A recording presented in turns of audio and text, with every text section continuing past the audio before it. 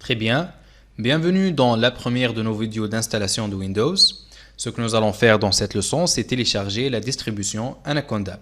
Fondamentalement, la distribution Anaconda est le logiciel que nous devons installer afin de pouvoir travailler avec Panda dans ce cours. La distribution Anaconda comprend donc un ensemble de logiciels. Elle comprend Python, qui est notre principal langage de programmation. Elle inclut Panda et il comprend également une centaine de bibliothèques d'analyse de données. C'est un moyen très facile de démarrer avec l'analyse de données parce qu'il installe tout pour vous en un seul coup. C'est le moyen le plus facile que j'ai trouvé pour les débutants afin de se mettre au travail. Nous allons également installer automatiquement quelque chose appelé Conda, qui est un gestionnaire d'environnement. Vous pouvez considérer un environnement comme un terrain de jeu. Et dans chaque terrain de jeu, vous pouvez installer une version différente de Python, une version différente de Panda, une version différente d'une bibliothèque ou une combinaison différente de bibliothèques. Vous pouvez donc voir comment votre code fonctionne sur différentes versions d'une technologie. Nous allons nous plonger davantage dans ce domaine dans les prochaines leçons, mais pour l'instant, sachez que tout cela est inclus dans la distribution d'Anaconda. Il s'agit d'une installation simple qui prendra en charge tout ce dont nous avons besoin pour ce cours.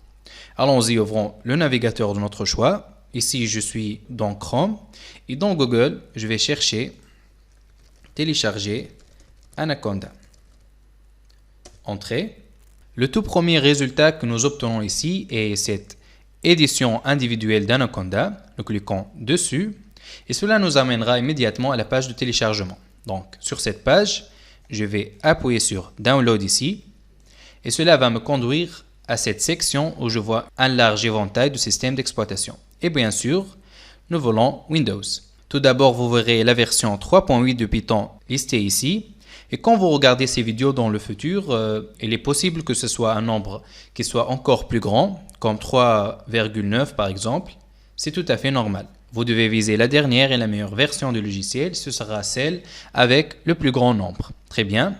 Vous verrez ici également deux options, 64 bits et 32 bits. Et cela fait référence au type de votre système d'exploitation. Maintenant, il n'est pas trop important de savoir ce que c'est exactement. C'est lié à la mémoire de votre ordinateur. C'est un concept informatique.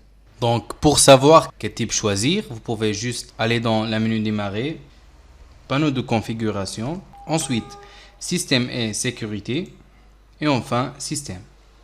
Donc ici, dans type du système, vous allez avoir système d'exploitation 32 bits ou bien 64 bits. Dans mon cas, c'est 64 bits.